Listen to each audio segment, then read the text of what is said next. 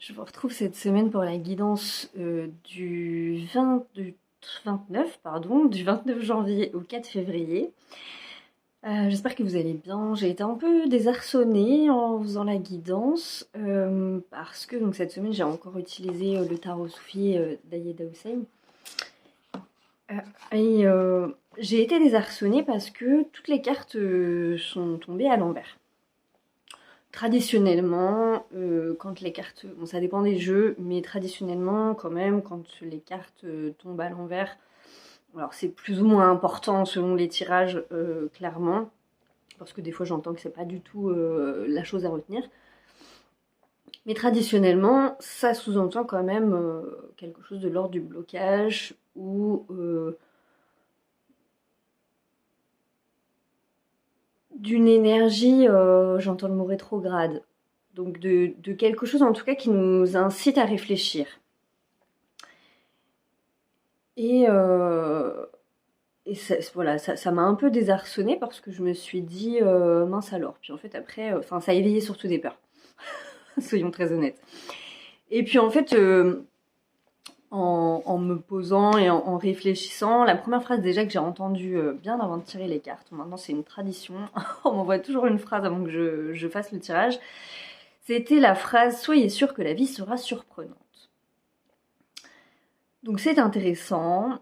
Effectivement, la première carte qui est tombée, c'est la carte de la roue de la fortune. Voilà. Je vous la mets à l'endroit pour mieux la voir. Donc c'est un derviche qui tourne, on voit la roue. Il y a vraiment... J'ai l'impression de me répéter beaucoup en ce moment, mais il y a vraiment l'énergie de cette destinée-là qui vient à nous. Il y a une énergie de mouvement qui est excessivement forte pour la semaine prochaine, mais qui était déjà présente la semaine dernière. Et c'est vrai que les espèces de petits blocages ou de rétrogradation, je les ai moi personnellement vécu beaucoup cette semaine. Et là, sur le tirage de la semaine dernière, j'avais entendu qu'il y avait vraiment une notion, c'était important d'être dans la gratitude de ce qu'on avait pour pouvoir justement mieux recevoir. Et je vous donne un exemple tout bête. Parce que jusqu'ici, je n'avais pas pu vraiment m'occuper pleinement et sereinement de l'éducation de notre petit Snoopy international mascotte de ces guidances. Tu veux pas te montrer, Loulou? Tu veux pas montrer ta tête aujourd'hui? Et là, je fais tout la semaine dernière pour pouvoir le faire. Je contacte des éducateurs, voilà, je me renseigne, je planifie, voilà, tout bien. Et je ne reçois que des refus.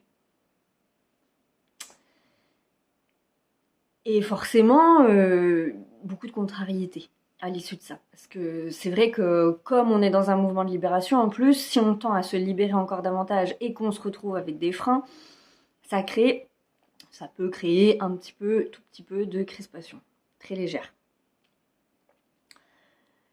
Et ça a fait naître des peurs, et ça a fait naître tout un tas de choses. Alors que finalement, je sais que je suis bien guidée et que, a priori, il va finir par y avoir une solution à ce problème, comme il y en a à tous les problèmes. Mais c'est vrai que c'était une énergie qui était très très étonnante. Et en fait, il y a vraiment une notion pour la semaine prochaine. Je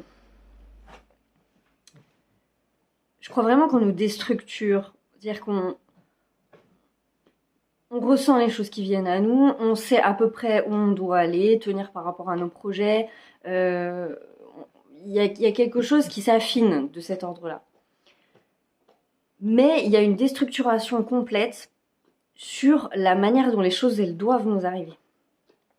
Donc on a cette destinée qui vient à nous, il y a plein de choses qui nous amènent à nous dire « aie confiance », il y a quand même une toute autre énergie sur 2024, il y a une énergie qui est beaucoup plus fluide, rapide, les choses sont en train de s'arranger. Alors il y a des choses qui sont encore en attente,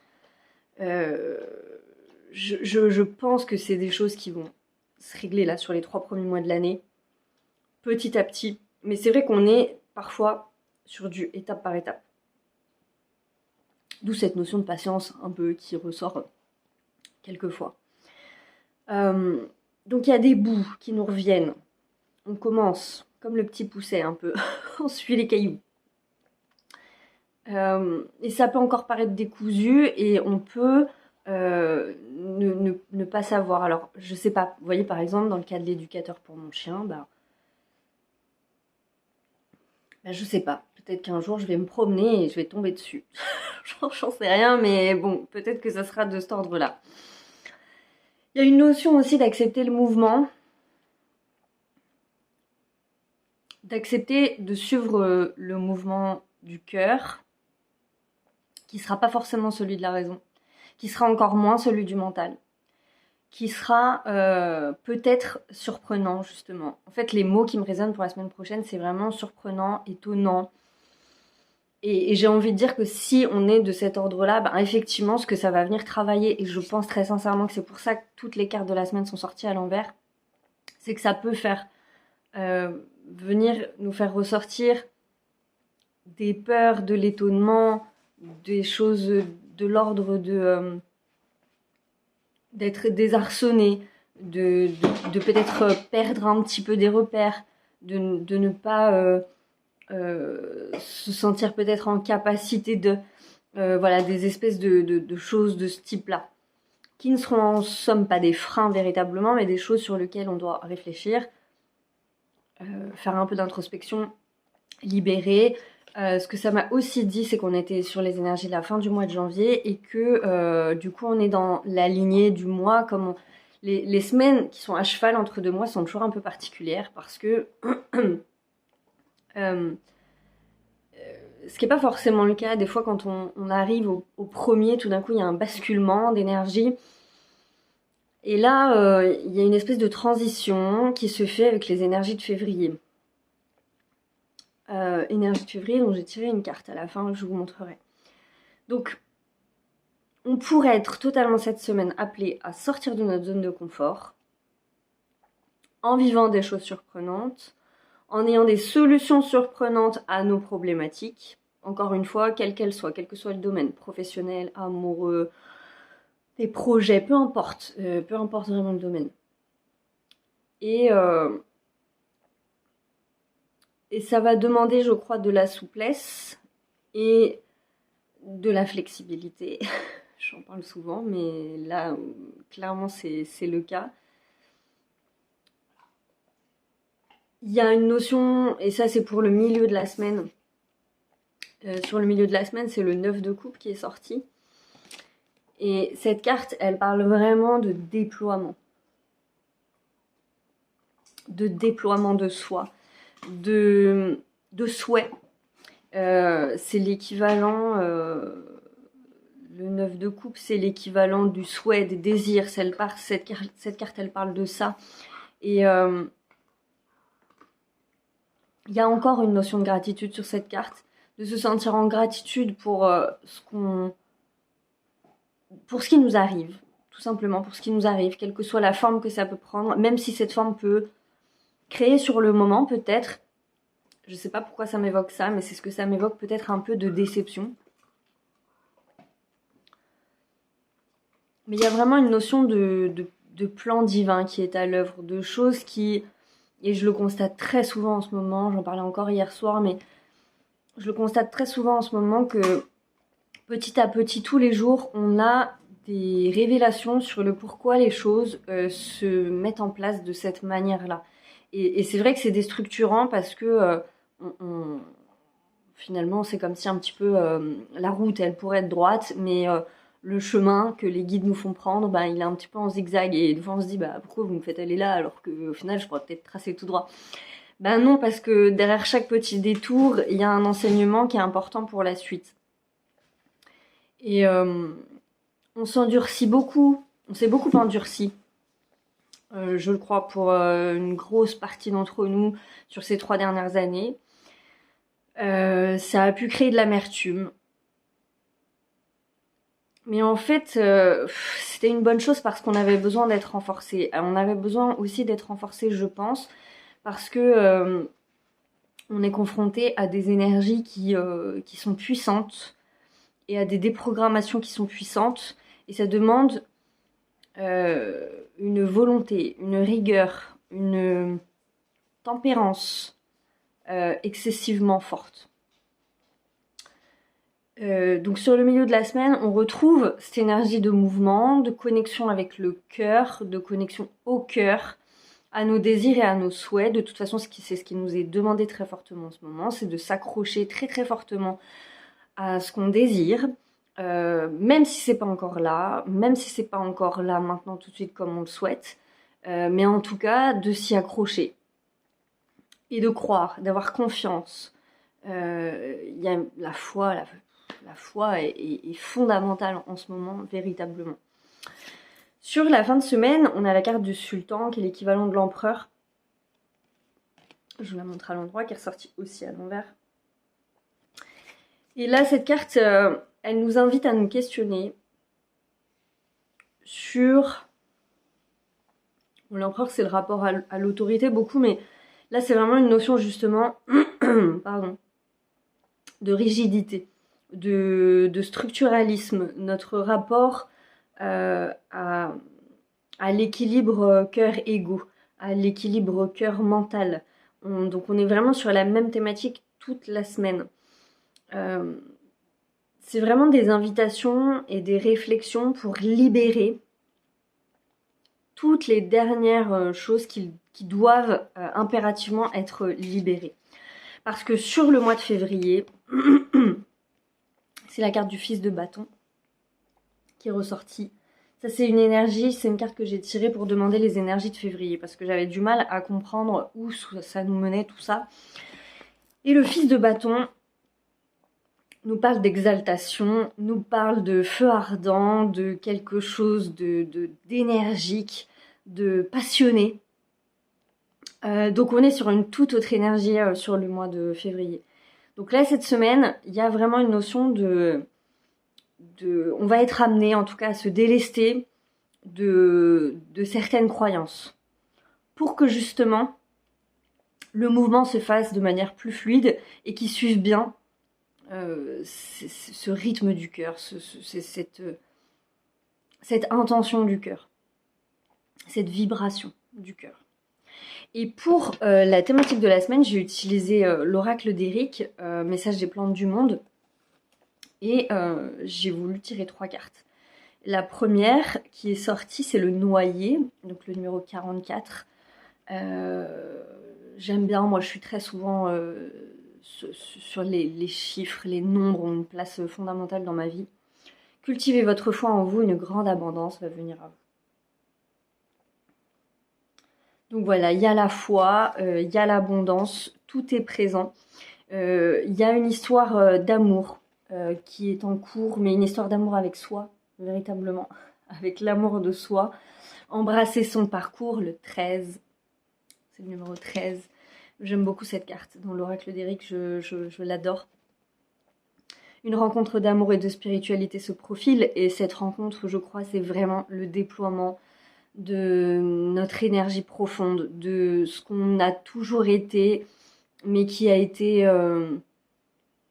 pour plein de raisons différentes, parfois pour des raisons de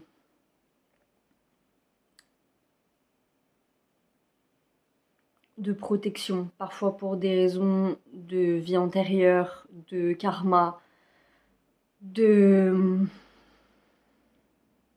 soumission et de domination aussi un petit peu. Notre moi a pu être profondément entravé. Et là, cette rencontre avec soi-même, pour soi-même, on se découvre véritablement pleinement. Il y a des gens qui peuvent avoir des remontées d'informations complètement folles sur ce qu'elles sont véritablement, sur leur essence véritable. C'est très très important en ce moment de se choisir et d'aller au bout de ça, parce que c'est la clé à tout. Et c'est assez formidable comme mouvement, vraiment. C'est enrichissant est à peine croyable et en même temps totalement croyable. C'est ça qui est beau. Si on est effectivement installé dans cette foi, et la foi elle est vraiment vraiment fondamentale en ce moment. Et la joie, c'est une carte que je tire énormément dans mes tirages personnels en ce moment. La joie est la plus belle manière d'atteindre le bonheur. Alors je la tire beaucoup en ce moment parce qu'effectivement dans cette semaine, la dernière, où sur différentes choses j'ai rencontré des obstacles. Alors des obstacles somme toute assez légers, hein, mais des obstacles. On nous demande vraiment d'avoir l'énergie enfantine de la joie pour faire vibrer quelque chose de manière encore plus forte. Donc on nous demande beaucoup de nous amuser en ce moment, de se faire plaisir. Alors il y a la notion de rythme, je vais juste terminer avec ça parce que moi ça m'a beaucoup parlé cette semaine puis que je l'entends véritablement. Ce phénomène d'accélération là, il peut être plus ou moins facile à gérer. Moi, je vois bien qu'il y a un vrai phénomène d'accélération et du coup, il y a un vrai dosage au niveau du rythme à avoir entre tous ces événements qui se... Il y a des choses qui se dénouent presque d'elles-mêmes et ça, c'est formidable. Et puis, il y a encore des choses où ça grippe un peu. Mais en fait, ça grippe pas parce que c'est juste que c'est pas le moment. Mais comme le mental travaille beaucoup et que parfois, on a juste envie que les choses, elles se fassent en fait, tout simplement. Ben, du coup... ça peut créer en tout cas voilà, une espèce de petite dissonance intérieure. Donc la joie, et c'est la joie, c'est le numéro 3, donc vraiment au niveau des chiffres, on est gâtés. Cette joie, elle est importante. Elle est importante. C'est important de se changer les idées en ce moment. C'est important de pas trop se prendre au sérieux, je crois. Vraiment. De se détendre. Parce que les zones de crispation peuvent être vite très très fortes. Et on peut encore à des moments se sentir emporté par de la colère face à certains comportements, de l'agacement par rapport à certaines situations qui sont somme toute pas graves, mais qui sont symboliques et symptomatiques de certaines choses. Donc c'est important d'être en joie, de se faire plaisir, de se faire vraiment plaisir, quelle que soit la forme que ça peut prendre, du temps passé avec des amis, à boire un verre ou à discuter ou à manger ensemble, ou se faire un resto, se faire un ciné, peu importe, mais en tout cas se faire du bien, vraiment, vraiment, vraiment du bien. Et puis équilibrer les choses et prendre soin de soi. Ça va être vraiment la contrebalance à la rapidité des événements. Tout en sachant que tous les dénouements seront favorables. Ça, je l'entends beaucoup et pour beaucoup de gens. L'année 2024 sera assez formidable au niveau individuel. Vraiment. Et riche de beaucoup d'émerveillement. Vraiment. Donc voilà. D'ailleurs, à ce propos, parce que je l'ai regardée ce matin et parce qu'elle est géniale, je vous invite, je la mettrai en barre d'infos, je vous invite à regarder la vidéo de guidance de l'année d'Eric, qui donne beaucoup d'espoir et qui donne des informations, je trouve, assez fondamentales pour l'année à venir. Voilà, donc je vous souhaite une très très belle semaine et prenez bien soin de vous.